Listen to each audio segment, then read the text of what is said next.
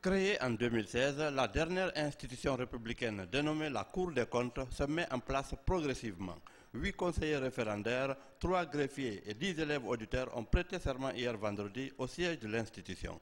La première audience a porté sur la prestation de serment de 8 conseillers référendaires sur 10 prévus. Les 2 relevant de la présidence ne sont pas encore nommés par le chef de l'État. Après le réquisitoire du commissaire général du gouvernement près de la Cour des comptes qui a permis de dire la loi, les 8 conseillers ont prêté serment en levant la main pour dire « Je le jure ». Je le jure. Je le jure. Je le jure.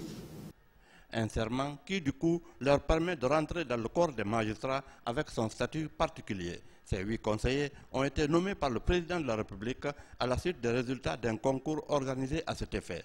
La deuxième audience a porté sur l'installation de 3 greffiers nommés par le ministre de la Justice, dont un venu de la Cour suprême et 2 autres successivement du tribunal de Mafanko et de la Chambre des comptes. Ces 3 avaient déjà prêté serment, mais leur installation à leur nouvelle fonction à la Cour des comptes reste solennelle conformément à la loi. La troisième audience de la Cour des comptes a porté sur la prestation de serment de 10 élèves auditeurs recrutés par voie de concours. Ces 10 élèves qui bénéficieront d'une formation d'un an ne sont pas encore rentrés dans la carrière des magistrats, mais en raison du fait qu'ils seront en contact avec les documents confidentiels et manipuleront des pièces au cours de leur stage de formation en investigation, sont tenus de prêter serment pour garder le secret professionnel.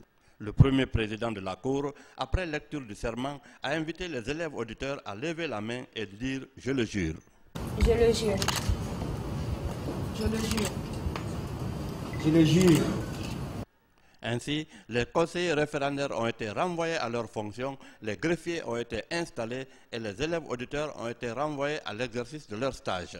Le président de la Cour des comptes a donné de larges informations sur les attributions de l'institution, l'éthique et la déontologie de ce noble métier. La Cour des comptes est la juridiction de contrôle a posteriori des finances publiques.